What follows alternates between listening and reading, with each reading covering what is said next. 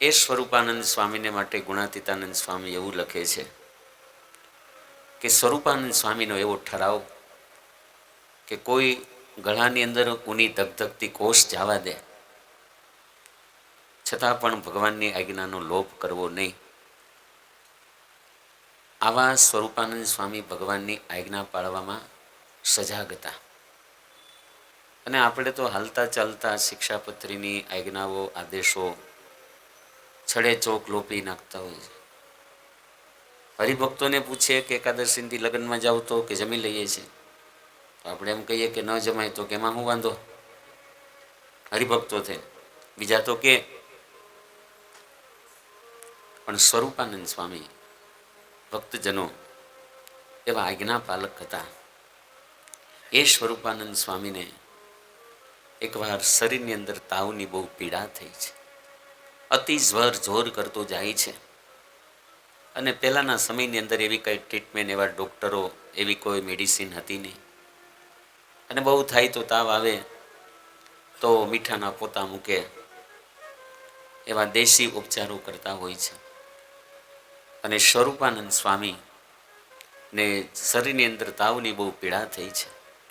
શ્રીજી મહારાજની ખબર કાઢવા એવા છે અને મહારાજે સ્વરૂપાનંદ સ્વામીની નાડી જોઈ છે, હાથ દબાવ્યો છે, છાતીમાં હાથ રાખ્યો છે, મસ્તક ઉપર હાથ મૂક્યો છે. અને મહારાજ કહે છે કે સ્વામી, તાવની પીડા તો બહુ છે, અસહ્ય તાવ છે, પણ મહારાજ શું કરું? એટલે મહારાજ સ્વરૂપાનંદ સ્વામીને કહે છે ભક્તજનો કે હે સ્વામી, તમે અમારા ચરિત્રો, તો કે અમે દાદાના દરબારની અંદર અક્ષર ઓરડીમાં રહીએ છીએ, લીલુડા લીમડાની નીચે અમે સભા કરી બિરાજમાન થઈએ છીએ. દેશ દેશના હરિભક્તો અને સંતો ત્યાં સત્સંગ કરવા માટે આવે છે. કેલા નદીની અંદર 500 પરમહંસોની સાથે અમે 2 વાર સ્નાન કરીએ છીએ. આ જે અમારા ચરિત્રો છે એ ચરિત્રોનું તમે સ્મરણ કરો, તમને તાવની પીડા મટી જશે, શાંતિ શાંતિ થઈ જશે. અને શ્રીજી મહારાજના વચનથી આજ્ઞામાં અડગ વર્તનારા સંત સ્વરૂપાનંદ સ્વામી ભક્તજનો એ શ્રીજી મહારાજના આદેશથી એ ચરિત્રોનું સ્મરણ કરે છે, ગાન કરે છે.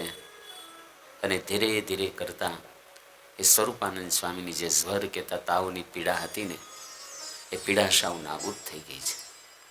એના ઉપરથી સાબિત થાય છે કે ભગવાનના ચરિત્રો એનું જો શ્રવણ કરવામાં આવે, એનું જો ગાન કરવામાં આવે, પણ એમાં જો ભક્તજનો આપણને શ્રદ્ધા હોય, વિશ્વાસ હોય, તો એ ચરિત્રો આપણને બહુ સુખદાયી થાય છે. મન વગરનું ગાવું નકામું છે, જળ વગરનું નાવું નકામું છે, એમ ભાવ વગરનું ભોજન નકામું છે.